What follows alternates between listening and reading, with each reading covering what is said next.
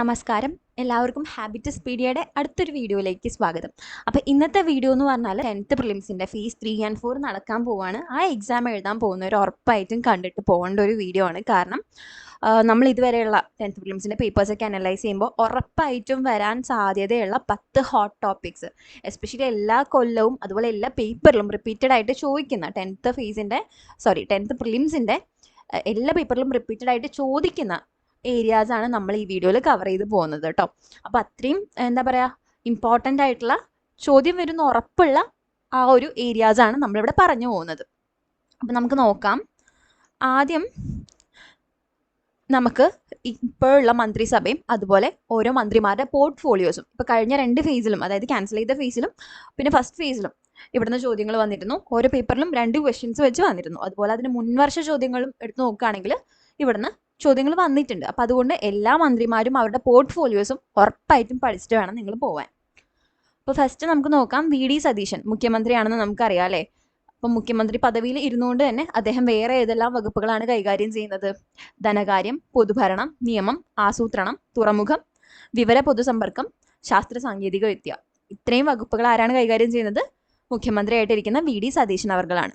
ഇനി രമേശ് ചെന്നിത്തല ആഭ്യന്തര വകുപ്പ് മന്ത്രിയാണ്. അതുപോലെ vigilance, jail, fire and rescue, കയർ. അപ്പോൾ ആഭ്യന്തര വകുപ്പ് മന്ത്രി ആരാണ്? രമേശ് ചെന്നിത്തലയാണ് കേട്ടോ. ഇനി സണ്ണി ജോസഫ് വൈദ്യുതി വകുപ്പ്, പരിസ്ഥിതി, പാർലമെന്ററി കാര്യങ്ങൾ. അപ്പോൾ വൈദ്യുതി മന്ത്രി ആരാണെന്ന് ചോദിച്ചാൽ സണ്ണി ജോസഫ്. ഇനി ആരോഗ്യ വകുപ്പ്, അതുപോലെ മെഡിക്കൽ വിദ്യാഭ്യാസം, ഭക്ഷ്യസുരക്ഷാ, ദേവസ്വം, അതാരാണ് കൈകാര്യം ചെയ്യുന്നത്? കെ മുരളീധരനാണ്. അതുപോലെ റവന്യൂ വകുപ്പ്, അതുപോലെ ഭവന നിർമ്മാണം, റവന്യൂ വകുപ്പ് ഭവന നിർമ്മാണം കൈകാര്യം ചെയ്യുന്നത് AP അനിൽകുമാറാണ്. തൊഴിൽ, വനിതാ ശിശുക്ഷേമം, ആർ ബിന്ദുകൃഷ്ണ. അപ്പോൾ വനിതാ ശിശുക്ഷേമം എന്ന് ഓർത്തിരിക്കാൻ നമ്മൾ ആ ശംഖു, ആ കുട്ടീൻ്റെ റീൽസൊക്കെ കുറേ കണ്ടതാണല്ലോ അല്ലേ. അപ്പോൾ ആ ഒരു റീലൊക്കെ കണക്ട് ചെയ്തിട്ട് ഓർത്തിരിക്കുക. വനിതാ ശിശുക്ഷേമം ആരാണ്? ആർ ബിന്ദുകൃഷ്ണയാണ്. ഇനി ഉന്നത വിദ്യാഭ്യാസം, സാങ്കേതിക വിദ്യാഭ്യാസം, സർവകലാശാലകൾ, അത് കൈകാര്യം ചെയ്യുന്നത് റോജി M. ജോൺ ആണ് കേട്ടോ. ടൂറിസം വകുപ്പ്, സാംസ്കാരിക വകുപ്പ്, ചലച്ചിത്ര അക്കാദമി PC വിഷ്ണുനാഥാണ് ടൂറിസം, സാംസ്കാരികം, ചലച്ചിത്ര അക്കാദമി കൈകാര്യം ചെയ്യുന്നത്.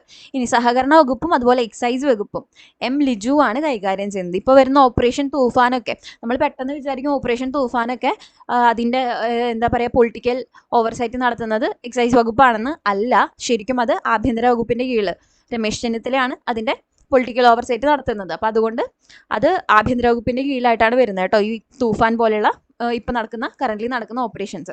അപ്പം അത് ഓർത്തിരിക്കുക. ചിലപ്പം കുറച്ച് പേരെങ്കിലും എക്സൈസ് വകുപ്പ് മന്ത്രി ആരാണെന്ന് ചോദിക്കുമ്പം ഈ റീസെൻ്റ്ലി ന്യൂസ് കണ്ടവരൊക്കെ രമേശ് ചെന്നിത്തല ആണോ എന്ന് കൺഫ്യൂസ്ഡ് ആവും. അല്ല, എക്സൈസ് വകുപ്പ് ആരാണ്? M. ലിജു ആണ്.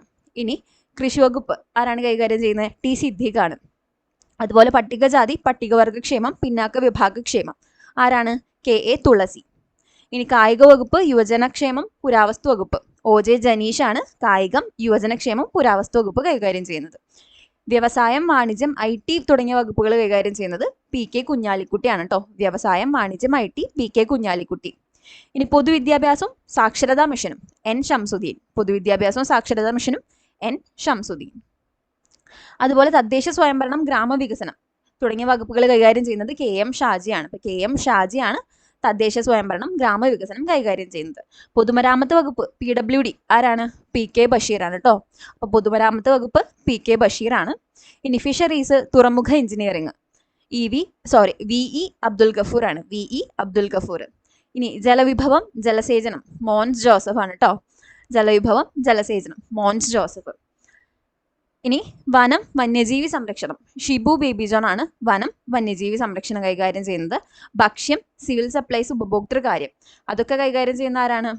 അനൂപ് ജേക്കബ് ആണ് ഏത് കൈകാര്യം ചെയ്യുന്നത്? ഭക്ഷ്യം, സിവിൽ സപ്ലൈസ്, ഉപഭോക്തൃകാര്യം. ഇനി CP ജോൺ ആണ് ഗതാഗത വകുപ്പ് അതുപോലെ മോട്ടോർ വാഹന വകുപ്പ് കൈകാര്യം ചെയ്യുന്നത്.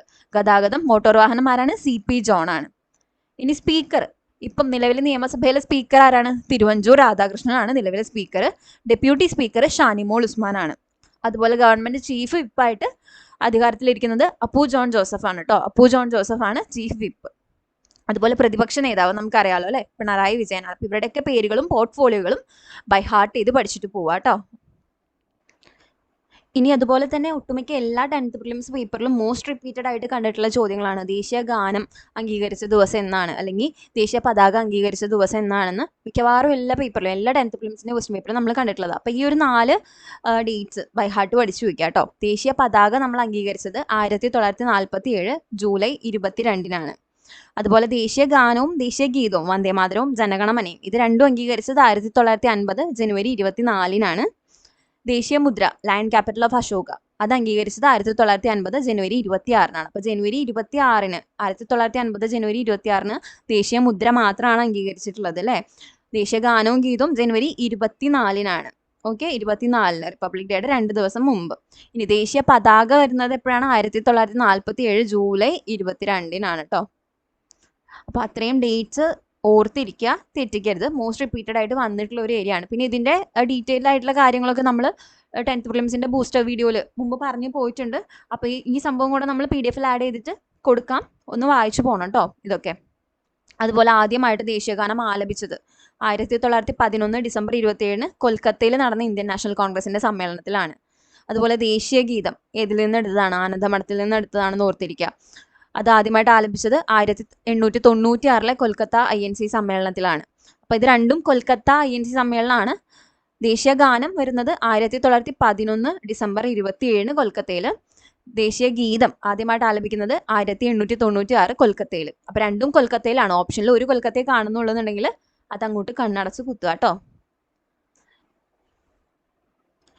ഇനി മൂന്നാമതായിട്ട് ഏറ്റവും പ്രധാനപ്പെട്ടതായിട്ട് പറയാനുള്ളതാണ് വൈറ്റമിൻ ആൻഡ് ഇറ്റ്സ് ഡെഫിഷ്യൻസീസ്, ജീവകങ്ങളും അപര്യാപ്തത രോഗങ്ങളും എന്ന് പറയുന്ന ഭാഗം. അപ്പോൾ അതിൽ വൈറ്റമിൻ A എന്തിനൊക്കെയാണ് പ്രാധാന്യം വരുന്നത്? കണ്ണ്, ത്വക്ക്, തലമുടി എന്നിവയുടെ ആരോഗ്യത്തിനാണ്. വൈറ്റമിൻ B തലച്ചോറ്, നാഡികൾ, ഹൃദയം, ത്വക്ക് എന്നിവയുടെ ആരോഗ്യത്തിനാണ്. വൈറ്റമിൻ C പല്ല്, മോണ, രക്തക്കുഴലുകൾ. അതുപോലെ വൈറ്റമിൻ D എല്ലിൻ്റെയും പല്ലിൻ്റെയൊക്കെ ആരോഗ്യത്തിനാണ് വരുന്നത്. ഈ നാഡികളുടെ ശരിയായ പ്രവർത്തനത്തിനാണ്. വൈറ്റമിൻ K മുറിവുണ്ടാകുമ്പോൾ രക്തം കട്ട പിടിക്കുന്നതിന്. ഇത് ഓർത്തിരിക്കുക കേട്ടോ. വൈറ്റമിൻ K ആണ് മുറിവുണ്ടാകുമ്പോൾ രക്തം കട്ട പിടിക്കുന്നതിന് സഹായിക്കുന്നത്. ഇനി അതുപോലെ തന്നെ ഇത് നമ്മൾ അഡീഷണൽ ഫാക്ട് ഇതിൽ കൊടുത്തിട്ടുണ്ട്. ഇതിനി പ്രത്യേകമായിട്ടും വിട്ടുപോകാതെ പഠിക്കേണ്ടത് ഇതാണ്, അപര്യാപ്തത രോഗങ്ങൾ ഏതൊക്കെയാണെന്നുള്ളത്. വൈറ്റമിൻ എയുടെ ഡെഫിഷ്യൻസി മൂലം ഉണ്ടാകുന്നതാണ് നിശാന്തത, മങ്ങിയ പ്രകാശത്തിൽ കാണാൻ കഴിയില്ല എന്നുള്ളതാണ്. അതുപോലെ വൈറ്റമിൻ ബിയുടെ വായ്പുണ്ണ്, വായിൽ വ്രണങ്ങൾ ഉണ്ടാവും. വൈറ്റമിൻ സി സ്കർവിയാണ്, മോണയിൽ പഴുപ്പും രക്തസ്രാവവും ഉണ്ടാവും. വൈറ്റമിൻ ഡിയുടെ ഡെഫിഷ്യൻസി മൂലം ഉണ്ടാകുന്നതാണ് കാണ, അസ്ഥികൾ കനം കുറഞ്ഞ് വളയുന്നു. ഇനി ഇരുമ്പിൻ്റെ ഡെഫിഷ്യൻസിയിൽ നമുക്ക് ഉണ്ടാകുന്നതാണ് അനീമിയ, രക്തക്കുറവും വിളർച്ചയാണ് അതിൻ്റെ ലക്ഷണങ്ങൾ എന്ന് പറയുന്നത്. അയഡിൻ്റെ ഡെഫിഷ്യൻസി വരുമ്പം ഗോയിറ്റർ ഉണ്ടാവുന്നുണ്ട്, തൊണ്ടയിൽ മുഴയാണ് അതിൻ്റെ ലക്ഷണം എന്ന് പറയുന്നത് കേട്ടോ. അപ്പോൾ ഈ കാര്യങ്ങളൊക്കെ ഉറപ്പായിട്ടും പഠിച്ചിട്ട് പോവുക. ഇനി അതുപോലെ തന്നെ ഈ ഒരു ഡയഗ്രാം, ഇതും SCERT ടെക്സ്റ്റിലുള്ള ഡയഗ്രാമാണ്. ഇതിൽ പറയുന്നുണ്ട് കൊഴുപ്പിൽ ലയിക്കുന്നവ, ഫാറ്റ് സോളിബിൾ ആയിട്ടുള്ളത് ഏതൊക്കെയാണ്? KEDA, കേടാന്ന് ഓർത്താൽ മതി, ഫാറ്റ് കേടാണെന്ന് ഓർക്കുക കേട്ടോ, KEDA. അപ്പോൾ വൈറ്റമിൻ KEDA ആണ് ഫാറ്റ് സോളിബിൾ. അതുപോലെ വാട്ടർ സോളിബിൾ വെള്ളത്തിൽ ലയിക്കുന്നവ BC, Bയും Cയും ആണ്. ഇനി അതുപോലെ ഓരോ ജീവകങ്ങളും അടങ്ങിയിട്ടുള്ളത് ഏത് ഭക്ഷണ പദാർത്ഥങ്ങളിലാണെന്ന് പറയുന്നുണ്ട്.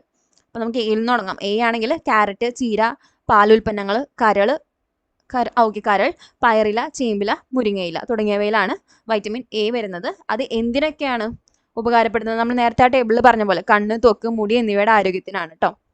ഇനി വൈറ്റമിൻ ഡിയുടെ സോഴ്സസ് ഏതൊക്കെയാണ്? സൂര്യപ്രകാശം ഏൽക്കുമ്പോൾ ശരീരത്തിൽ നിർമ്മിക്കപ്പെടുന്നുണ്ട്. അതുപോലെ തന്നെ പാലുൽപ്പന്നങ്ങളിൽ നിന്നും വൈറ്റമിൻ ഡി കിട്ടുന്നുണ്ട്. അപ്പോൾ എല്ലുകളുടെയും പല്ലുകളുടെയും ആരോഗ്യം, കാൽസ്യം, ഫോസ്ഫറസ് എന്നിവയുടെ ആഗിരണത്തിനും ഇത് സഹായിക്കുന്നുണ്ട്. ഇനി വൈറ്റമിൻ ഇ എവിടെ നിന്നാണ് കിട്ടുന്നത്? സസ്യ എണ്ണകളിൽ നിന്നാണ് അല്ലേ. അപ്പോൾ അതിൻ്റെ ഉപകാരം എന്താണ്? നാഡികളുടെയും ചുവന്ന രക്താണുക്കളുടെയും ആരോഗ്യത്തിനാണ് അത് ഹെൽപ്പ് ചെയ്യുന്നത്. ഇനി വൈറ്റമിൻ കെ ക്യാബേജ്, ചീര, കോളിഫ്ലവറിലാണ് അടങ്ങിയിട്ടുള്ളത്. മുറിവുണ്ടാകുമ്പോൾ രക്തം കട്ട പിടിക്കാൻ സഹായിക്കുന്നു.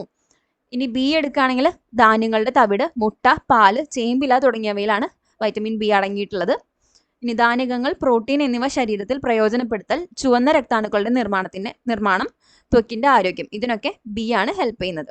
ഇനി വൈറ്റമിൻ സിയിലേക്ക് വരുമ്പോൾ പഴങ്ങൾ, നെല്ലിക്ക, മുരിങ്ങയില, പപ്പായയിലാണ് വൈറ്റമിൻ സി അടങ്ങിയിട്ടുള്ളത്. എന്തിനാണ് ഹെൽപ്പ് ചെയ്യുന്നത്? ത്വക്ക്, പല്ല്, മോണ, രക്തകോശങ്ങൾ എന്നിവയുടെ ആരോഗ്യത്തിനാണ് വൈറ്റമിൻ സി ഹെൽപ്പ് ചെയ്യുന്നത്. അപ്പോൾ ഇത് എന്തായാലും ബൈ ഹാർട്ട് പഠിച്ചിട്ട് പോവാം കേട്ടോ. ഇനി നാലാമത്തെ ഒരു ഹോട്ട് ടോപ്പിക്കാണ് ഈ അയിരുകളും ധാതുക്കളും എന്ന് പറഞ്ഞിട്ട് കെമിസ്ട്രിയിൽ നിന്ന് വരാറുള്ളത്. മിക്കവാറും എല്ലാ എക്സാമിനും ചോദിച്ചിട്ടുണ്ട്. ഇതിൽ മോസ്റ്റ് റിപ്പീറ്റഡ് ആയിട്ട് ചോദിച്ചിട്ടുള്ളതാണ് ഈ കലാമിനും അതുപോലെ തന്നെ ബോക്സൈറ്റും. ഏറ്റവും കൂടുതൽ കലാമിനാണ് ചോദിച്ചിട്ടുള്ളത്. ഏത് ലോഹത്തിൻ്റെ അയിരാണ് കലാമിൻ എന്ന് ചോദിച്ചിട്ടുണ്ട്. സിങ്ക് ആണ്. അതുപോലെ ബോക്സൈറ്റ് അലുമിനിയത്തിൻ്റെ. അപ്പോൾ ഇതെന്തായാലും പഠിച്ചിട്ട് പോവുക. ഒരിക്കലും സ്കിപ്പ് ചെയ്യരുത്. നമുക്ക് നോക്കാം. അലുമിനിയത്തിൻ്റെ അയിരാണ് ഏത്? ബോക്സൈറ്റ്. ഇനി ഇരുമ്പിൻ്റെ ആണ് ഹാമറ്റൈറ്റും മാഗ്നറ്റൈറ്റും. കോപ്പറിൻ്റെ ആണ് എന്ത്? കോപ്പർ പൈറൈറ്റ്സും കോപ്പർ ഗ്ലാൻസും കുപ്രൈറ്റും. സിങ്കിൻ്റെ സിങ്ക് ബ്ലൈൻഡും കലാമിനും. ടിന്നിൻ്റെ ആണ് കാസിറ്ററൈറ്റും ടിൻ സ്റ്റോണും. ഇത്രയുമെങ്കിലും ബൈ ഹാർട്ട് പഠിച്ചിട്ട് പോകണം കേട്ടോ നാളത്തെ എക്സാമിന്. ഉറപ്പായിട്ടും കലാമിൻ വന്നു കഴിഞ്ഞാൽ സിങ്ക് ആണെന്ന് അറിയണം, ബോക്സൈറ്റ് ചോദിച്ചാൽ അലുമിനിയം ആണെന്ന് അറിയണം, ബാക്കിയെല്ലാം പഠിച്ചിട്ട് പോകണം കേട്ടോ. ഇത് രണ്ടും മോസ്റ്റ് റിപ്പീറ്റഡ് ആണ്. ഇനി അടുത്ത പ്രധാനപ്പെട്ട ടോപ്പിക് എന്ന് പറയുന്നത് ഇന്ത്യയിലെയും കേരളത്തിലെയും തന്നെ വ്യവസായശാലകളെ പറ്റിയും അതുപോലെ തന്നെ ഊർജ്ജ നിലയങ്ങളെ പറ്റിയും ഉറപ്പായിട്ടും ചോദിക്കാറുണ്ട്. അപ്പം നമുക്ക് ഇന്ത്യയിലെ പ്രധാനപ്പെട്ട ഇരുമ്പുരുക്ക് വ്യവസായശാല SCERT കൊടുത്തിട്ടുള്ളത് ഏതൊക്കെയാണെന്ന് നോക്കാം കേട്ടോ. റൂർക്കേല ഇരുമ്പുരുക്ക് വ്യവസായശാല എവിടെയാണ് സ്ഥിതി ചെയ്യുന്നത്? ഒഡീഷയിലാണ്. ഇനി അതിന് സഹായം നൽകിയ രാജ്യം ഏതാണെന്ന് ചോദിക്കാറുണ്ട്. അപ്പോൾ ജർമ്മനിയാണ്. അപ്പോൾ റൂർക്കേല ജർമ്മനി, ഒഡീഷയിലാണ്.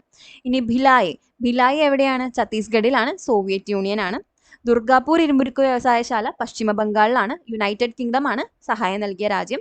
അതുപോലെ ബൊക്കാറോ വരുന്നത് ജാർഖണ്ഡിലാണ്, സോവിയറ്റ് യൂണിയൻ ആണ് സഹായം നൽകിയ രാജ്യം. അപ്പോൾ ഭിലായും ബൊക്കാറോവുമാണ് സോവിയറ്റ് യൂണിയൻ സഹായം നൽകിയത്. ഛത്തീസ്ഗഡിലും ജാർഖണ്ഡിലുമാണ് സ്ഥിതി ചെയ്യുന്നത്. റൂർക്കേല ജർമ്മനിയാണ് സഹായം നൽകിയത്, സ്ഥിതി ചെയ്യുന്നത് ഒഡീഷ. ദുർഗാപൂർ വെസ്റ്റ് ബംഗാളിലാണ്, യുണൈറ്റഡ് കിങ്ഡം ആണ് സഹായം നൽകിയ രാജ്യം. ഒരുപക്ഷെ ബ്രിട്ടൻ എന്നും ചോദിക്കാം. അപ്പോൾ യുണൈറ്റഡ് കിങ്ഡം അല്ല ബ്രിട്ടൻ എന്ന് കണ്ടാലും അത് ഓർത്തിരിക്കാം കേട്ടോ. ഇനി അതുപോലെ ഇന്ത്യയിലെ പ്രധാന ആണവോർജ്ജ നിലയങ്ങൾ എവിടെയാണ് സ്ഥിതി ചെയ്യുന്നതെന്ന് അറിഞ്ഞിരിക്കണം. ഇന്ത്യയിലെ ആദ്യത്തെ ആണവോർജ്ജ നിലയാണ് താരാപൂർ. 1969 അത് എസ്റ്റാബ്ലിഷ് ചെയ്തത്. അപ്പോൾ താരാപൂർ മഹാരാഷ്ട്രയിലാണ് സ്ഥിതി ചെയ്യുന്നത്. അതുപോലെ ഇന്ത്യയിലെ ഏറ്റവും വലിയ ആണവോർജ്ജ നിലയം ഏതാണ്? കൽപ്പാക്കമാണ്, തമിഴ്നാടാണ് സ്ഥിതി ചെയ്യുന്നത്. ഇനി കൂടംകുളം എവിടെയാണ് സ്ഥിതി ചെയ്യുന്നത്? കൂടംകുളം ആണവോർജ്ജ നിലയം തമിഴ്നാട് തന്നെയാണ്. കൈഗ കർണാടകയിലാണ്, കക്രപ്പാർ ഗുജറാത്തിലാണ്, നറോറ ഉത്തർപ്രദേശിലാണ്, റാവത്ത് ഭട്ട രാജസ്ഥാനിലാണ്. അപ്പോൾ ഇതൊക്കെ കേൾക്കുമ്പം എന്താണെന്ന് അറിഞ്ഞിരിക്കണം. ആണവോർജ്ജ നിലയങ്ങളാണ് ഇതൊക്കെയെന്ന് അറിഞ്ഞിരിക്കണം. കൈഗ, കക്രപ്പാറ, നറോറ, റാവത്ത് ഭട്ട, കൂടംകുളം, കൽപ്പാക്കം, താരാപൂർ ഇതൊക്കെ എന്താണ്? ആണവോർജ്ജ നിലയങ്ങളാണ് കേട്ടോ ഇന്ത്യയിലെ. ഇനി അതുപോലെ കോൾ മൈൻസ് ചിലപ്പോൾ ചോദിക്കാറുണ്ട്, കൽക്കരി ഖനികളൊക്കെ. അതിൽ സിംഗ്രോലി ഏത് സ്റ്റേറ്റിലാണ്? മധ്യപ്രദേശിലും ഉത്തർപ്രദേശിലും ആയിട്ടാണ് അത് കിടക്കുന്നത്. ഇനി നെയ്വേലി തമിഴ്നാടാണ്, കോർബ ഛത്തീസ്ഗഡിലാണ്. കോർബ മുൻപ് ഒരുപാട് ചോദിച്ചിട്ടുണ്ട് കേട്ടോ. ഇനി താൽച്ചേർ ഒഡീഷയിലാണ്, ഝാരിയ ജാർഖണ്ഡിലാണ്. അത് ആ പേര് തന്നെ ഓർത്താൽ മതി, ഝാരിയ ജാർഖണ്ഡ്. റാണിഗഞ്ച് വെസ്റ്റ് ബംഗാളാണ്. അപ്പം ഇന്ത്യയിലെ ആദ്യത്തെ കോൾ മൈൻ ഏതാണ്? റാണിഗഞ്ച് ആണ് വെസ്റ്റ് ബംഗാളിൽ. ഏറ്റവും വലുത് ഏതാണ്? ഝാരിയ, ജാർഖണ്ഡിലുള്ള ഝാരിയ ആണ്. കോർബ എവിടെയാണ് സ്ഥിതി ചെയ്യുന്നത്? ഛത്തീസ്ഗഡിലാണ് കേട്ടോ. കോർബ ഛത്തീസ്ഗഡിലാണ്. ഇത്രയും ഓർത്തിരിക്കുക. ഇനി അതുപോലെ ഇന്ത്യയിലെ പ്രധാന താപവൈദ്യുത നിലയങ്ങൾ അത് ഒരുപാടുണ്ട്. അതിൽ നമുക്ക് ഏറ്റവും പ്രധാനപ്പെട്ടത് പറഞ്ഞു പോകാം. രത്നഗിരി എവിടെയാണെന്ന് ഓർത്തിരിക്കുക? മഹാരാഷ്ട്രയിലാണെന്ന് ഓർത്തിരിക്കുക. തമിഴ്നാട്ടിലാണ് നെയ്വേലി സ്ഥിതി ചെയ്യുന്നത്. നെയ്വേലി തെർമൽ പവർ സ്റ്റേഷൻ തമിഴ്നാടാണ്. ദുർഗാപൂർ വെസ്റ്റ് ബംഗാളിലാണ്. അതുപോലെ ഫറാക്ക ചോദിച്ചിട്ടുണ്ട്, വെസ്റ്റ് ബംഗാളാണ്. ബൊക്കാറോ ചോദിച്ചിട്ടുണ്ട്, ജാർഖണ്ഡിലാണ്. പിന്നെ കോർബ നമ്മൾ നേരത്തെ പറഞ്ഞല്ലോ, കോർബ ആണവോർജ്ജ നിലയം അതുപോലെ തന്നെ താപവൈദ്യുത നിലയം രണ്ടും സ്ഥിതി ചെയ്യുന്നത് എവിടെയാണ്? ഛത്തീസ്ഗഡിലാണ് കേട്ടോ. ഇനി ചന്ദ്രാപൂർ മഹാരാഷ്ട്രയിലാണ്. ബാക്കിയെല്ലാം വായിച്ചു പോവാം. ഇതെല്ലാം ഈ ടിക്കറ്റതെല്ലാം ഒന്നും കൂടെ നോക്കാം കേട്ടോ. Korba super thermal power plant എവിടെയാണ്? ഛത്തീസ്ഗഡിലാണ്. അതുപോലെ ചന്ദ്രാപൂർ എവിടെയാണ്? മഹാരാഷ്ട്രയിലാണ്. രത്നഗിരി മഹാരാഷ്ട്രയിലാണ്. നെയ്വേലി തമിഴ്നാടുമാണ്. ഫറാക്ക വെസ്റ്റ് ബംഗാളാണ്. ദുർഗാപൂർ വെസ്റ്റ് ബംഗാളാണ്. ബൊക്കാറോ ജാർഖണ്ഡിലാണ്. പിന്നെ ബാക്കിയുള്ളത് മുണ്ട്ര, അതുപോലെ ഇന്ത്യയിലെ സെക്കൻഡ് ലാർജസ്റ്റ് താപവൈദ്യുത നിലയമാണ്. ഇന്ത്യയിലെ ലാർജസ്റ്റ് ആയിട്ടുള്ളത് Vindhyachal super thermal power station ആണ് കേട്ടോ. അതിൽ മുണ്ട്ര മുമ്പ് ചോദിച്ചിട്ടുണ്ട്, ഗുജറാത്തിലാണെന്ന് ഓർത്തിരിക്കുക. അപ്പോൾ ഈ സ്റ്റേറ്റ്സ് പഠിച്ചിട്ട് പോവാം കേട്ടോ. ഇനി കേരളത്തിലെ താപവൈദ്യുത നിലയങ്ങൾ ഇത് വരുമ്പോൾ കൂടുതലും ക്വസ്റ്റ്യൻസ് വന്നിട്ടുള്ളത് ഈ ഫ്യൂവൽസിനെ ബേസ് ചെയ്തിട്ടാണ്. ഡീസൽ ഇന്ധനമായിട്ട് ഉപയോഗിക്കുന്നത് ഏതാണ്, അതുപോലെ നാഫ്ത ഇന്ധനമായിട്ട് ഉപയോഗിക്കുന്നത് എവിടെയാണെന്ന് ചോദിച്ചിട്ടുണ്ട്. അല്ലെങ്കിൽ ഇതുപോലെ കായംകുളത്ത് ഏതാണ് ഇന്ധനമായിട്ട് ഉപയോഗിക്കുന്നത് എന്നൊക്കെ ചോദിച്ചിട്ടുണ്ട്. അപ്പം first one Brahmapuram diesel power plant അതെവിടെയാണ് സ്ഥിതി ചെയ്യുന്നത്? എറണാകുളത്താണ്. ഡീസലാണ് ഫ്യൂവലായിട്ട് യൂസ് ചെയ്തിട്ടുള്ളത്. പിന്നെ കോഴിക്കോട് തന്നെയാണ് സ്ഥിതി ചെയ്യുന്നത്. ഡീസലാണ് യൂസ് ചെയ്തിട്ടുള്ളത്. ഡീസൽ യൂസ് ചെയ്തിട്ടുള്ളത് 2 സ്ഥലങ്ങളിലാണ്, ബ്രഹ്മപുരത്തും കോഴിക്കോടും. ഇനി കായംകുളത്ത് Rajiv Gandhi combined cycle power plant എവിടെയാണ് സ്ഥിതി ചെയ്യുന്നത്? ആലപ്പുഴയിലാണ്. നാഫ്തയാണ് ഇന്ധനമായിട്ട് ഉപയോഗിച്ചിട്ടുള്ളത്. പിന്നെ Kochi combined cycle power station Udyogamandal അത് 2016 ഡീകമ്മീഷൻ ചെയ്തതാണ് കേട്ടോ. അവിടെയും നാഫ്തയാണ് ഉപയോഗിച്ചിട്ടുണ്ടായിരുന്നത്. ഇപ്പം നിലവിൽ ഏത് മാത്രമാണുള്ളത്? കായംകുളത്തെയാണ് നാഫ്ത ഉപയോഗിക്കുന്നതായിട്ടുള്ളത് കേട്ടോ. അപ്പോൾ അത് ഓർത്തിരിക്കുക. പിന്നെ geothermal sites in India ഭൗമ താപോർജ്ജ മേഖല അല്ലേ, അതിൽ കൂടുതലും ചോദിച്ചിട്ടുള്ളത് മണിക്കരൺ ആണ്. ഹിമാചൽ പ്രദേശിലാണെന്ന് ഓർത്തിരിക്കുക കേട്ടോ. മണിക്കരൺ അതുപോലെ ബാക്കി നമുക്ക് നോക്കാം. പുഗാവാലി എവിടെയാണ്? ലഡാക്കിലാണ്. ചുമ്മാതാങ് ലഡാക്കിൽ തന്നെയാണ്. ക്യാമ്പെ ഗുജറാത്തിൽ. ക്യാമ്പെ ഓർത്തിരിക്കുക. ക്യാമ്പെ പോർട്ടൊക്കെ അറിയുന്നവരാണെങ്കിൽ അതങ്ങനെ കണക്ട് ചെയ്തിട്ട് കിട്ടും അല്ലേ? ക്യാമ്പെ ഗുജറാത്തിൽ. ഇനി തത്തപ്പാനി എവിടെയാണ്? ഛത്തീസ്ഗഡ് ആണ്. ഖമ്മം തെലങ്കാനയാണ്. രത്നഗിരി മഹാരാഷ്ട്രയാണ്. മണിക്കരൻ ഒരുപാട് റിപ്പീറ്റഡ് ചോദിച്ചിട്ടുണ്ട്, ഓർത്തിരിക്കുക. ഹിമാചൽ പ്രദേശിലാണ് കേട്ടോ മണിക്കരൻ. ഇനി അതുപോലെ നമ്മൾ നോക്കേണ്ട ഒരു ഏരിയയാണ് ഇന്ത്യയിലെ പ്രധാന ജലവൈദ്യുത പദ്ധതികളും അതുപോലെ കേരളത്തിലെ പ്രധാനപ്പെട്ട ജലവൈദ്യുത പദ്ധതികളും. എല്ലാ എക്സാമിനും ചോദിച്ചു കണ്ടിട്ടുള്ളതാണ് കേട്ടോ. അപ്പോൾ അതിൽ ഓർത്തിരിക്കുക, നാഗാർജുന സാഗറും അതുപോലെ ശ്രീശൈലവും കൃഷ്ണ നദിയിലാണ്. ഈ നാഗാർജുനൻ അതുപോലെ ശ്രീശൈലം എന്നൊക്കെ കേൾക്കുമ്പോൾ കുറച്ച് മിത്തോളജി റിലേറ്റഡ് ഒക്കെ ആയിട്ട് കണക്ട് ചെയ്ത് പഠിക്കുമ്പോൾ നമുക്ക് കൃഷ്ണനാണെന്ന് അങ്ങനെ ഓർത്തിരിക്കുക കേട്ടോ. അപ്പോൾ നാഗാർജുന സാഗറും അതുപോലെ ശ്രീശൈലവും കൃഷ്ണ നദിയിലാണ്, ആന്ധ്രാപ്രദേശിലാണ്. ഹിരാക്കുഡ് മഹാനദിയിലാണ്, റിപ്പീറ്റഡ് ആയിട്ട് വന്നിട്ടുള്ളതാണ്. അതുപോലെ സർദാർ സരോവർ അതും ഒരുപാട് ചോദിച്ചിട്ടുള്ളതാണ്, നർമ്മദയിലാണ്. പിന്നെ ബക്രാനങ്കൽ സത്ലജ് റിവറിലാണ്, ഹിമാചൽ പ്രദേശിലാണ് സ്ഥിതി ചെയ്യുന്നത്. ഉറി ജലമിലാണ്. ഇടുക്കി ജലവൈദ്യുത നിലയം എവിടെയാണ്? പെരിയാറാണ്, നമുക്കറിയാം അല്ലേ. ഇന്ദിരാസാഗർ നർമ്മദയിലാണ്, മധ്യപ്രദേശാണ്. കൊയ്ന റിവറിൽ തന്നെയാണ്, മഹാരാഷ്ട്ര. ടെഹ്രി ഭഗീരഥി റിവറിലാണ് കേട്ടോ, ഉത്തരാഖണ്ഡിൽ. ടീസ്ത വരുന്നത് ടീസ്ത റിവറിൽ തന്നെയാണ്, സിക്കിമിൽ. നാഥ്പ ജാഗ്രി വരുന്നത് സത്ലജ് റിവറിലാണ്, ഹിമാചൽ പ്രദേശിൽ. അപ്പോൾ ഇതിൽ മോസ്റ്റ്ലി ഇതൊക്കെ നല്ലപോലെ പഠിച്ചിരിക്കുക, ഏത് നദിയാണ് ഏത് സംസ്ഥാനമാണെന്നും കൂടെ പഠിച്ചിരിക്കുക കേട്ടോ. അപ്പോൾ നാഗാർജുന സാഗറും ശ്രീശൈലവും കൃഷ്ണ, ഹിരാക്കുഡ് മഹാനദി, സർദാർ സരോവർ നർമ്മദ, അതുപോലെ കൊയ്ന തന്നെയാണെന്ന് ഓർത്തിരിക്കുക. ബക്രാനങ്കൽ സത്ലജ് ആണെന്ന് ഓർത്തിരിക്കുക കേട്ടോ. ഇനി കേരളത്തിലെ പ്രധാന ജലവൈദ്യുത പദ്ധതികൾ, ഇതിൽ ഏറ്റവും മോസ്റ്റ് റിപ്പീറ്റഡ് ആയിട്ട് വന്നിട്ടുള്ളതാണ് ഇത്, പള്ളിവാസൽ ജലവൈദ്യുത പദ്ധതി അല്ലേ. പള്ളിവാസൽ എന്താ പറയുക, സെയിം എക്സാമിന് രാവിലത്തെയും വൈകുന്നേരത്തെയും ഷിഫ്റ്റിൽ റിപ്പീറ്റ് ചെയ്തിട്ട് അങ്ങനെ ചോദിച്ചിട്ടുണ്ട്, കുറേ പേപ്പറിൽ ചോദിച്ചിട്ടുണ്ട്. പള്ളിവാസൽ ആദ്യത്തെ ജലവൈദ്യുത പദ്ധതിയാണ്. അതുപോലെ തന്നെ എവിടെയാണ് സ്ഥിതി ചെയ്യുന്നത്? ഓക്കെ, ഇത് അങ്ങോട്ടും ഇങ്ങോട്ടും മാറിയാണ് കിടക്കുന്നത്, നദി ഇപ്പുറത്തും ജില്ല ഇപ്പുറത്തുമാണ് വരേണ്ടത്. അപ്പോൾ ഏത് ജില്ലയിലാണ്? ഇടുക്കി ജില്ലയിലാണ്. ഏത് നദിയിലാണ്? മുതിരപ്പുഴയിലാണ്. പെരിയാറിന്റെ പോഷക നദിയായിട്ടുള്ള മുതിരപ്പുഴയിലാണ് പള്ളിവാസൽ സ്ഥിതി ചെയ്യുന്നത്. അപ്പോൾ ഇതെല്ലാം ക്വസ്റ്റ്യൻ ആയിട്ട് വന്നിട്ടുണ്ട്. ഇനി ഇടമലയാർ റിവറിലാണ്, എറണാകുളം ജില്ലയിലാണ്. ഇടുക്കി ജലവൈദ്യുത പദ്ധതി ഏറ്റവും വലുതാണ് അല്ലേ, ഏറ്റവും പഴയത് പള്ളിവാസലാണ്, അല്ലെങ്കിൽ ഏറ്റവും ആദ്യത്തെ എന്ന് പറയുന്നത് പള്ളിവാസലാണ്. ഏറ്റവും വലുത് ഇടുക്കി ജലവൈദ്യുത പദ്ധതിയാണ്, ഇടുക്കിയിലാണ് സ്ഥിതി ചെയ്യുന്നത്, പെരിയാർ നദിയിലാണ്. ഇനി കക്കാട് ജലവൈദ്യുത പദ്ധതി പത്തനംതിട്ട. മൂഴിയാർ വെളുത്തോട് അല്ലെങ്കിൽ പമ്പ റിവർ എന്നും പറയാം, മൂഴിയാർ റിവറിലാണ് അത് വരുന്നത്. ഇനി കല്ലട റിവറിലാണ്, കൊല്ലം ജില്ലയിലാണ്. കുറ്റ്യാടി കോഴിക്കോട് ജില്ലയിലാണ്, കുറ്റ്യാടി റിവറിലാണ്. ലോവർ പെരിയാർ റിവറിലാണ്, നമുക്കറിയാം അല്ലേ, ഇടുക്കി ജില്ലയിലാണ് സ്ഥിതി ചെയ്യുന്നത്. നേര്യമംഗലം ജലവൈദ്യുത പദ്ധതി വരുന്നത് മുതിരപ്പുഴയിലാണ്, ഇടുക്കിയിലാണ്. ശബരിഗിരി എവിടെയാണ്?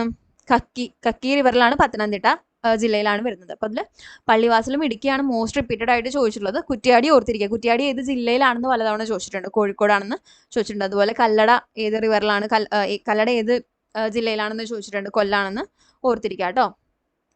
ഇനി അടുത്തൊരു പ്രധാനപ്പെട്ട ടോപ്പിക് എന്ന് പറയുന്നത് ഊർജ്ജമാറ്റം എന്നുള്ളൊരു ഏരിയ. അവിടെ നിന്നും എല്ലാ എക്സാമിനും ഓരോ ക്വസ്റ്റ്യൻ വെച്ച് വന്നിട്ടുണ്ട്. അപ്പോൾ അതിൽ പ്രവൃത്തി ചെയ്യാനുള്ള കഴിവിനെയാണ് നമ്മൾ ഊർജ്ജം എന്ന് പറയുന്നത് അല്ലേ. ഈ ഊർജ്ജത്തിന്റെ യൂണിറ്റും അതുപോലെ തന്നെ പ്രവൃത്തിയുടെ യൂണിറ്റും രണ്ടും സെയിം ആണ്. ഏതാണ്? ജൂളാണ് കേട്ടോ. അപ്പം പ്രവൃത്തിയുടെ യൂണിറ്റ് തന്നെയാണ് ഊർജ്ജത്തിന്റെ യൂണിറ്റ്. എന്താണ്? ജൂളാണ് അതിന്റെ SI യൂണിറ്റ് എന്ന് പറയുന്നത് കേട്ടോ. ഇനി യാന്ത്രികോർജ്ജം എന്ന് പറഞ്ഞാൽ എന്താണ്? വസ്തുക്കൾക്ക് ചലനം മൂലമോ സ്ഥാനം മൂലമോ കോൺഫിഗറേഷൻ മൂലമോ ലഭിക്കുന്ന ഊർജ്ജമാണ് യാന്ത്രികോർജ്ജം എന്ന് പറയുന്നത്. ഇനി യാന്ത്രികോർജ്ജം, ഈ മെക്കാനിക്കൽ എനർജി എന്ന് പറയുന്നത് 2 ടൈപ്പ് ഉണ്ട്, സ്ഥിതികോർജ്ജം, ഗതികോർജ്ജം. Okay, potential energy, kinetic energy. അപ്പം വസ്തുക്കൾക്ക് സ്ഥാനം മൂലമോ കോൺഫിഗറേഷൻ മൂലമോ ലഭിക്കുന്നത് സ്ഥിതികോർജ്ജം, പൊട്ടൻഷ്യൽ എനർജി. പിന്നെ വസ്തുക്കൾക്ക് അതിൻ്റെ ചലനം മൂലം ലഭിക്കുന്നത് അതാണ് ഗതികോർജ്ജം, കൈനറ്റിക് എനർജി. അത് ഓർത്തിരിക്കുക കേട്ടോ. ഇതും മൾട്ടിപ്പിൾ ടൈംസ് ഇത് ചോദിച്ചിട്ടുണ്ട്. ഈ വസ്തുക്കൾക്ക് ചലനം മൂലം ലഭിക്കുന്നത് ഏത് എനർജിയാണെന്ന് ചോദിച്ചിട്ടുണ്ട്, സ്ഥാനം മൂലം ലഭിക്കുന്നത് ഏത് എനർജിയാണെന്ന് ചോദിച്ചിട്ടുണ്ട്. അപ്പോൾ അത് തെറ്റിക്കാതെ ഓർത്തിരിക്കുക കേട്ടോ. സ്ഥിതികോർജ്ജം, ഗതികോർജ്ജം. അപ്പോൾ അതായത് ഇങ്ങനെയാണ് വരുന്നത്: യാന്ത്രികോർജ്ജം, സ്ഥിതികോർജ്ജം, ഗതികോർജ്ജം. ഇനി അതുപോലെ തന്നെ ഇതിൻ്റെ എനർജി മാറ്റങ്ങൾ അല്ലെങ്കിൽ ഈ ഒരു എന്താ പറയുക ഊർജ്ജ മാറ്റങ്ങളെ പറ്റിയും ചോദിക്കാറുണ്ട്. ഇപ്പോൾ വൈദ്യുതോർജ്ജത്തിനെ യാന്ത്രികോർജ്ജമാക്കി മാറ്റുന്നു. പെട്രോൾ കാറുകൾ രാസോർജ്ജത്തെ ഗതികോർജ്ജമാക്കി മാറ്റുന്നു. അങ്ങനെ കുറേ എക്സാമ്പിൾസ് തന്നിട്ട് അതും ചോദിക്കാറുണ്ട്. അപ്പം അത് നല്ല രീതിയിൽ പഠിച്ചു പോവുക. ആ മാർക്ക് എന്തായാലും കളയാതെ സ്കോർ ചെയ്യുക കേട്ടോ. ഇനി അടുത്തൊരു ടോപ്പിക്ക് നവോത്ഥാന നായകരും അവരുമായിട്ട് ബന്ധപ്പെട്ട കൃതികളും അവരുടെ പ്രവർത്തനങ്ങളൊക്കെയാണ്. സ്കിപ്പ് ചെയ്യാൻ യാതൊരു എക്സ്ക്യൂസും ഇല്ലാത്ത ഒരു ടോപ്പിക്കാണ്. കാരണം ഏറ്റവും കൂടുതൽ പഠിച്ചു കഴിഞ്ഞാൽ ഏറ്റവും കൂടുതൽ സ്കോർ ചെയ്യാൻ പറ്റുന്ന ഒരു ഏരിയ ആണ് കേട്ടത് നവോത്ഥാന നായകരുടെ. അപ്പം അതിൽ ഏറ്റവും കൂടുതൽ റിപ്പീറ്റ് ചെയ്ത് ചോദിച്ചിട്ടുള്ള കൃതികളാണ് ഇവിടെ കൊടുത്തിട്ടുള്ളത്. ശ്രീനാരായണ ഗുരുവിൻ്റെ ഏറ്റവും കൂടുതൽ റിപ്പീറ്റഡ് ആയിട്ട് ചോദിച്ചിട്ടുള്ളതാണ് ആത്മോപദേശ ശതകം, ദൈവദശകം, അതുപോലെ ദർശനമാല. പിന്നെ ജാതി നിർണയം, ജാതി ലക്ഷണമൊക്കെ അദ്ദേഹത്തിൻ്റെ കൃതികളാണ്. അതിൽ ആത്മോപദേശ ശതകം, ദൈവദശകം, ദർശനമാല ഓർത്തിരിക്കുക ശ്രീനാരായണ ഗുരുവാണ്. അതുപോലെ തന്നെ ഒരുപാട് റിപ്പീറ്റഡ് ആയിട്ട് ചോദിച്ചിട്ടുള്ളതാണ് പ്രാചീന മലയാളം. ചട്ടമ്പി സ്വാമികളുടെ ആണെന്ന് ഓർത്തിരിക്കുക. വേദാധികാര നിരൂപണം, ക്രിസ്തുമത നിരൂപണം, ഇതൊക്കെ ആരുടെയാണ്? ചട്ടമ്പി സ്വാമികളുടെയാണ്. ഇനി പണ്ഡിറ്റ് കെ പി കറുപ്പൻ. പണ്ഡിറ്റ് കെ പി കറുപ്പന്റെ ജാതിക്കുമ്മി, ബാലകലേശം, ഉദ്യാനവിരുന്ന്. ഇതിൽ ഏറ്റവും റിപ്പീറ്റഡ് ആയിട്ട് ചോദിച്ചിട്ടുള്ളതാണ് ജാതിക്കുമ്മി കേട്ടോ. ഇനി അടുക്കളയിൽ നിന്ന് അരങ്ങത്തേക്ക് എന്ന നാടകം ആരെഴുതിയതാണെന്ന് ഒരുപാട് ചോദിച്ചിട്ടുണ്ട്. ആരാണ്? V T Bhattathiripad. അദ്ദേഹത്തിന്റെ മറ്റൊരു കൃതിയാണ് കണ്ണീരും കിനാവും. അപ്പൊ ഇത് ഈ ഒരു ഏരിയാസ് എന്തായാലും പഠിച്ചിട്ട് പോവാം, അറ്റ്ലീസ്റ്റ് ഇത്രയും കൃതികളെങ്കിലും. ഇനി അതുപോലെ നവോത്ഥാന നേതാവും അവരുമായിട്ട് ബന്ധപ്പെട്ട സമരവും. ശ്രീനാരായണ ഗുരു, അരുവിപ്പുറം പ്രതിഷ്ഠ ഒരുപാട് ചോദിച്ചിട്ടുള്ളതാണ്. ഇയറും ഓർത്തിരിക്കുക, 1888 കേട്ടോ. ഇനി ഡോക്ടർ പൽപ്പു, ഈഴവ മെമ്മോറിയലും SNDP പ്രസ്ഥാനവുമായിട്ട്. ഇനി കുമാരനാശൻ, SNDP യോഗത്തിന്റെ പ്രവർത്തനങ്ങളും സാമൂഹിക നവോത്ഥാനം. TK മാധവൻ, വൈക്കം സത്യാഗ്രഹം. K കേളപ്പൻ, ഗുരുവായൂർ സത്യാഗ്രഹം ഓർത്തിരിക്കുക. KP കേശവ മേനോൻ, വൈക്കം സത്യാഗ്രഹം, അതുപോലെ ദേശീയ പ്രസ്ഥാനം. ഓക്കെ, ഇനി ഉപ്പ് സത്യാഗ്രഹം, അത് വിട്ടുപോയിട്ടോ. K കേളപ്പന്റെയാണ്. ഉപ്പ് സത്യാഗ്രഹത്തിൽ പങ്കെടുത്ത കേരള ഗാന്ധി എന്നറിയപ്പെടുന്നത് ആരാണ്? K കേളപ്പനാണല്ലോ. അപ്പൊ പയ്യന്നൂർ എന്നൊക്കെ കാണുമ്പോൾ ആ കീവേഡ് കാണുമ്പോൾ ഓർത്തിരിക്കുക, K കേളപ്പനാണ്. ഇനി മന്നത്ത് പത്മനാഭൻ, നായർ സർവീസ് സൊസൈറ്റിയുടെ സ്ഥാപകനാണ്. ഇനി അയ്യങ്കാളി ഒരുപാട് റിപ്പീറ്റഡ് ആയിട്ട് ചോദിച്ചിട്ടുണ്ട്. വില്ലുവണ്ടി സമരം, കല്ലുമാല സമരം, അതിനൊക്കെ നേതൃത്വം നൽകിയത് ആരാണ്? അയ്യങ്കാളിയാണെന്ന് ഓർത്തിരിക്കുക. സാധുജന പരിപാലന സംഘം, സാധുവിന്റെ ഇതല്ല കേട്ടോ, സാധുജന പരിപാലന സംഘം ആരാണ്? അയ്യങ്കാളിയാണ്. അതിന്റെ ഫൗണ്ടറായിട്ട് വരുന്നത്. ഇനി പണ്ഡിറ്റ് KP കറുപ്പൻ, ജാതിവിരുദ്ധ പ്രസ്ഥാനം, അതുപോലെ തന്നെ കൊച്ചിയിലെ സാമൂഹിക പരിഷ്കരണ പ്രവർത്തനങ്ങളൊക്കെ. മിശ്രഭോജന പ്രസ്ഥാനം, സഹോദര പ്രസ്ഥാനമൊക്കെ തുടങ്ങിയത് സഹോദരൻ അയ്യപ്പനാണ്. പിന്നെ ഇതിൽ ആത്മവിദ്യാസംഘം, വാഗ്ഭടാനന്ദൻ മോസ്റ്റ് റിപ്പീറ്റഡ് ആയിട്ട് വന്നിട്ടുള്ളതാണ് കേട്ടോ. ആനന്ദ മഹാസഭ, ബ്രഹ്മാനന്ദ ശിവയോഗിയാണെന്ന് ഓർത്തിരിക്കുക. ഇനി അതുപോലെ വക്കം അബ്ദുൽ ഖാദർ മൗലവി, മുസ്ലിം നവോത്ഥാന പ്രസ്ഥാനം, കേരള മുസ്ലിം ഐക്യസംഘം, അതുപോലെ തിരുവിതാംകൂർ മുസ്ലിം മഹാജന സഭയൊക്കെ ആരുടെയാണ്? വക്കം അബ്ദുൽ ഖാദർ മൗലവിയുടെയാണ്. പിന്നെ പ്രത്യക്ഷ രക്ഷാ ദൈവസഭ, PRDS, പൊയ്കയിൽ യോഹനാൻ ഓർത്തിരിക്കുക. പിന്നെ ഇതിൽ പ്രധാനമായിട്ടും വരുന്നത് യോഗക്ഷേമ സഭ, കുരൂർ നീലകണ്ഠ നമ്പൂതിരിപ്പാട് യോഗക്ഷേമ സഭ ഓർത്തിരിക്കുക. അതുപോലെ വി ടി ഭട്ടതിരിപ്പാടാണ് മോസ്റ്റ്ലി ചോദിച്ചിട്ടുള്ളത് യോഗക്ഷേമ സഭയുടെ ഭാഗമായിട്ടുള്ളത്.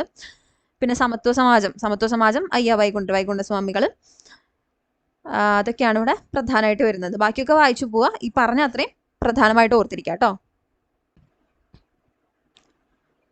ഇനി അടുത്തതായിട്ട് പഠിച്ചിരിക്കേണ്ട ഹോട്ട് ടോപ്പിക്കാണ് ഏത്? മനുഷ്യാവകാശ കമ്മീഷനും വിവരാവകാശ കമ്മീഷനും.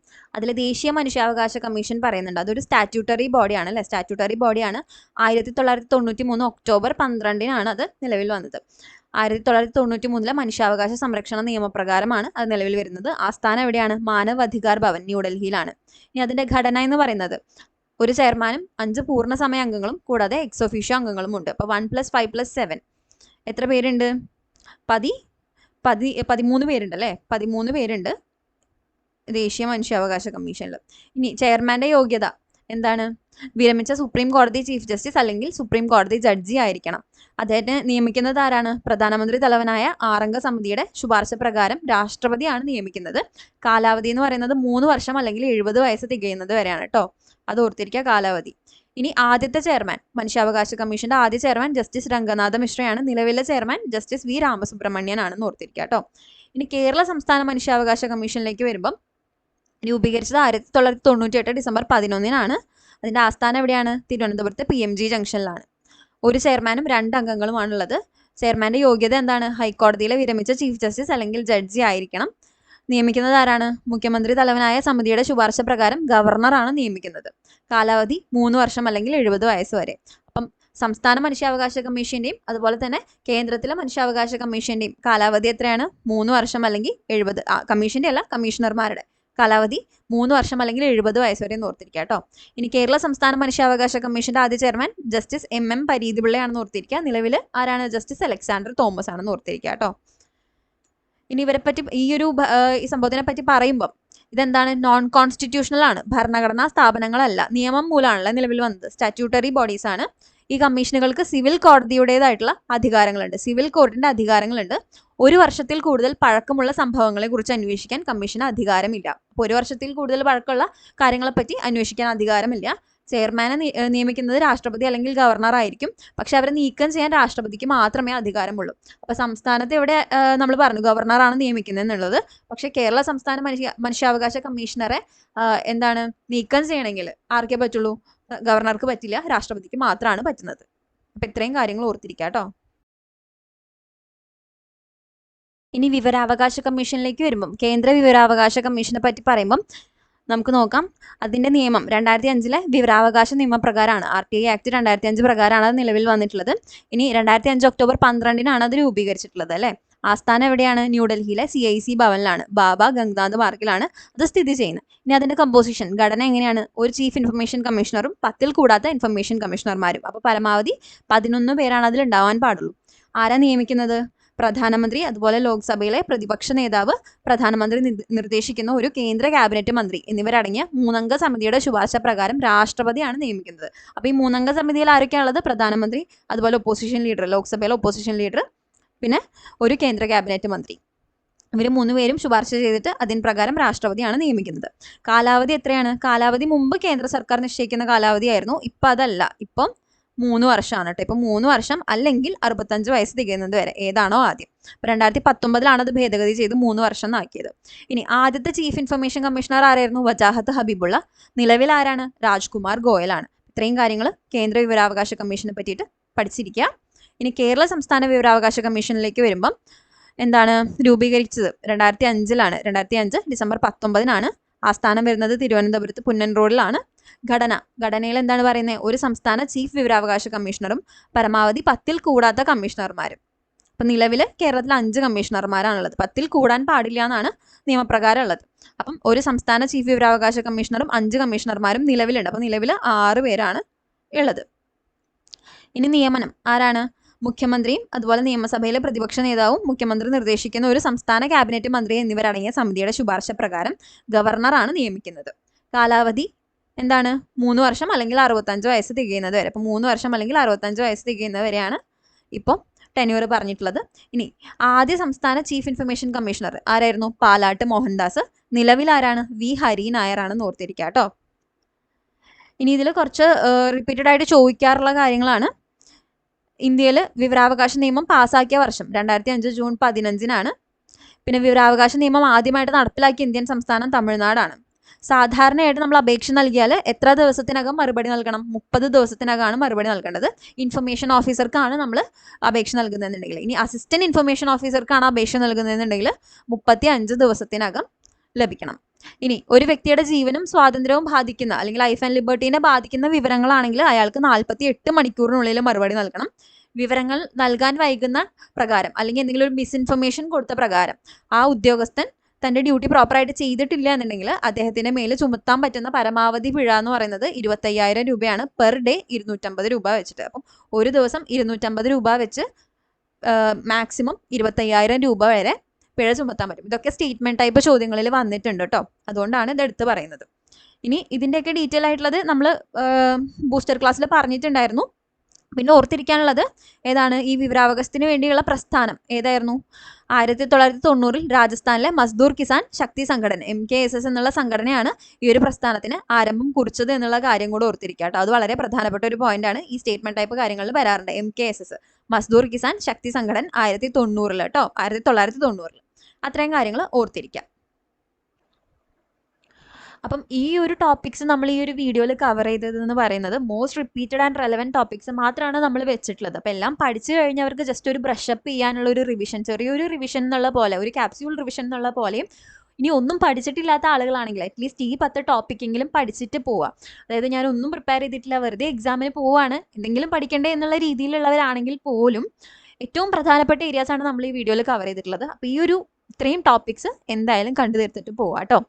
അപ്പോൾ എല്ലാവർക്കും ഇനി ഒരു ദിവസം കൂടെ ഉള്ളൂ, നല്ല രീതിയിൽ എക്സാം എഴുതാൻ പറ്റട്ടെ, നല്ലപോലെ പ്രിപ്പയർ ചെയ്യുക.